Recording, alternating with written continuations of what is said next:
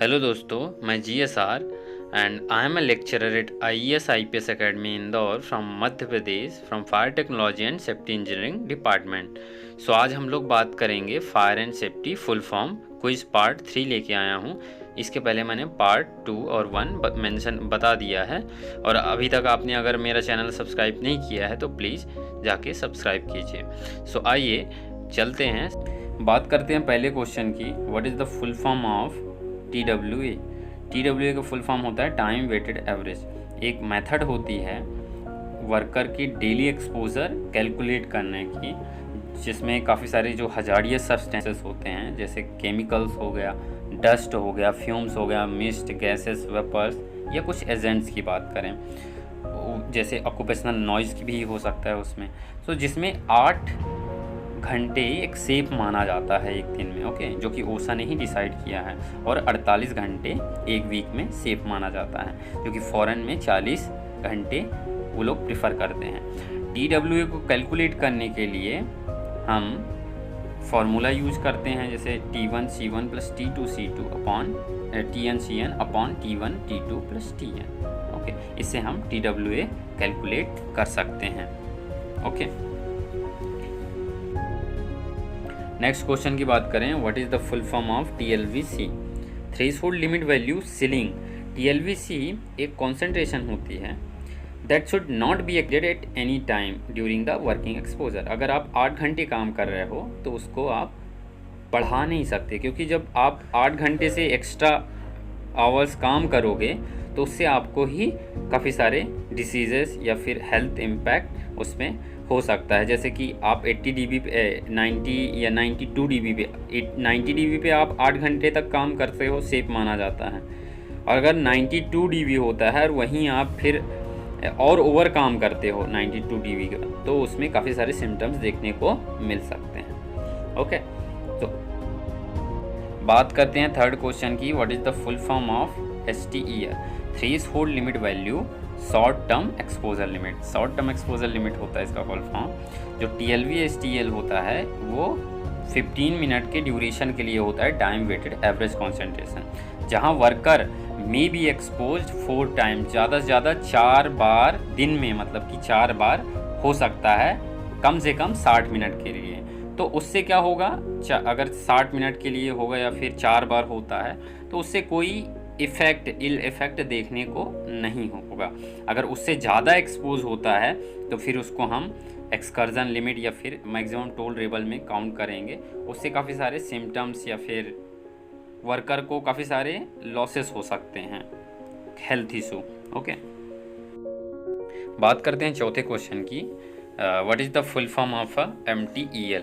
MTEL का full form होता है मैक्सिमम टोलरेबल एक्सपोजर लिमिट या एक्सकर्जन लिमिट, जो कि हेल्थ एंड सेफ्टी रेगुलेशन ने डिसाइड किया है कि मैक्सिमम एक्सपोजर, जैसे कि जो इंडिविजुअल, जैसे कि कुछ केमिकल होते हैं, पर्टिकुलर केमिकल, तो शॉर्ट पीरियड के लिए, जैसे short term exposure limit 15 minute के लिए होता है, वैसे ही मैक्सिमम टोलरेबल एक्सपोजर लिमिट या एक्सकर्जन लिमिट जो होती है वो 30 मिनट के लिए होता है, जिससे कोई भी इल इफेक्ट देखने को नहीं मिलेगा, ओके। बात करते हैं पांचवें क्वेश्चन की, what is the full form of PEL? PEL का फुल फॉर्म होता है परमिसिबल एक्सपोजर लिमिट। PEL क्या होता है, एक लिमिट होती है, जैसे 8 घंटे सेफ माना जाता है, वैसे ही परमिसिबल एक्सपोजर लिमिट किसी भी केमिकल, कोई भी सब्सटेंसेस होता है, वो डिसाइड करती है। जैसे कार्बन मोनोऑक्साइड है, ठीक है, तो वो 50 ppm 8 घंटे के लिए टाइम वेटेड एवरेज उन्होंने डिसाइड करके रखा है कि 8 घंटे तक आप कर सकते हो। और अगर वही 50 ppm से अबव जाता है तो वही अगर आप एक्स्ट्रा आवर्स वर्क करते हो तो उससे काफ़ी सारे हेल्थ इफेक्ट या फिर काफ़ी सारे सिम्टम्स देखने को मिल सकते हैं। वहीं अगर बात करें 90 नॉइज़ की, तो 90 dB तक 8 घंटे तक आप सेफली काम कर सकते हो विदाउट एनी एडवर्स इफेक्ट। अगर 92 dB के क्रॉस होता है तो उसमें काफ़ी सारे सिम्टम्स देखने को मिल सकता है, ओके। यही होता है PEL, परमिसिबल एक्सपोजर लिमिट। हर सब्सटेंसेस के एक वैल्यू डिसाइड होती है, ओके। बात करते हैं छठवें क्वेश्चन की, what is the full form of mg per metre cube? इसका फुल फॉर्म होता है milligram per cubic metre. Milligram cubic metre क्या होता है, एक पर्टिकुलेट को मेज़र करने के लिए एक मेज़रमेंट यूनिट होती है। जैसे गैसेस को मेज़रमेंट करने के लिए हम पार्ट्स पर मिलियन ppm का यूज़ करते हैं, वैसे पार्टिकुलेट को मेज़र करने के लिए milligram per cubic metre use होता है। इसके लिए कुछ फार्मूला भी दिया गया है, उसको मैं भी बताऊंगा। उसमें मेंशन है कि जैसे कि 1 milligram of gaseous pollutant per cubic metre of ambient air is express as 1 milligram per cubic metre. Okay, चलते हैं फार्मूला में। जैसे TLV in threshold limit value in milligram per cubic metre, so इसका formula होता है gram of molecular weight of substances into TLV in ppm, जो भी ppm के फॉर्म में है, डिवाइड बाय 24.45 से अपन डिवाइड कर देंगे तो TLV in milligram per cubic metre में आंसर निकलेगा। TLV इन ppm में निकालना है तो 24 into 45 into TLV in milligram per cubic metre upon gram molecular weight of substance से डिवाइड करके हम TLV इन ppm में निकाल सकते हैं। बात करते हैं 7वें क्वेश्चन की, what is the full form of a ppm। ppm का फुल फॉर्म होता है पार्ट्स पर मिलियन।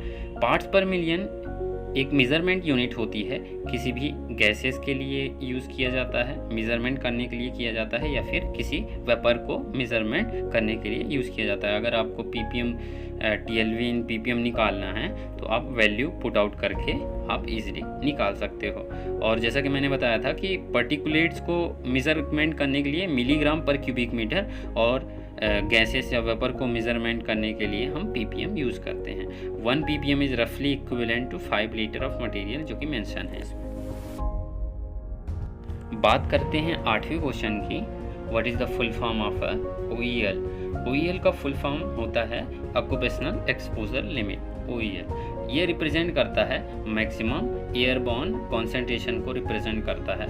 जैसे कोई भी टॉक्सिक सब्सटेंसेस होते हैं उनके कॉन्सेंट्रेशन को रिप्रेजेंट करता है, जिसमें वर्कर केवल एक्सपोज होगा एक पीरियड ऑफ टाइम के दौरान, जिसमें से कोई भी जैसे हार्मफुल कॉन्सिक्वेंसेस होते हैं उसको बिना सफ़र किए बगैर वो एक्सपोज होगा।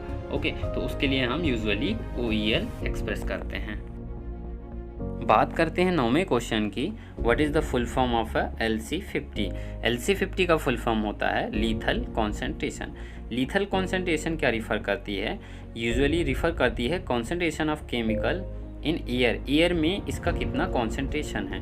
बट एक इन्वायरमेंट स्टडीज़ में पाया गया इसको हम concentration of chemical in water, इसका मतलब ये भी होता है। जैसे आपको LC50 परफॉर्म करना है तो जैसे एक लेबोरेटरीज़ है तो हम वहाँ एक कॉन्स्टेंट के रूप में एयर या गैसेस के रूप में हम छोड़ेंगे कोई भी केमिकल या फिर गैसेस, और फिर रैट्स या माइस पे परफॉर्म करेंगे तो अगर 50% चूहे अगर मर जाते हैं तो वो एक सक्सेसफुल LC50 रहेगा। बात करते हैं 10वें क्वेश्चन की, what is the full form of LD50। LD50 का फुल फॉर्म होता है लीथल डोज। लीथल डोज को जैसे एक LD50 क्या होता है, एक अमाउंट ऑफ मटेरियल होता है जिसको एक बार में दिया जाता है, जिससे 50% या 1/2 कह सकते हैं लोगों की या एनिमल्स की डेथ हो जाती है। यूजुअली ये रैट्स या माइस पर परफॉर्म किया जाता है क्योंकि इनका DNA जो होता है वो इंसानों से मिलता जुलता है। ठीक है, तो एक कह सकते हैं कि LD50 is one way to measure the short term poisoning potential और एक्यूट टॉक्सिसिटी ऑफ मटीरियल। एक वे होता है मेज़रमेंट करने का। इसको डर्मली दिया जाता है, जैसे LC50 को हम कॉन्सेंट्रेशन के रूप में देते हैं, मतलब वेपर या एयर के फॉर्म में देते हैं, ऑरली देते हैं। और ये क्या होता है, इसको डर्मली दिया जाता है, जैसे इंजेक्शन लगाता है डोज के रूप में दिया जा सकता है। ठीक है, सो यही LD50 कहलाता है। सो कैसा लगा आप लोग को ये वीडियो? अगर अच्छा लगा तो please like, share and comment and subscribe कीजिए। जय हिंद।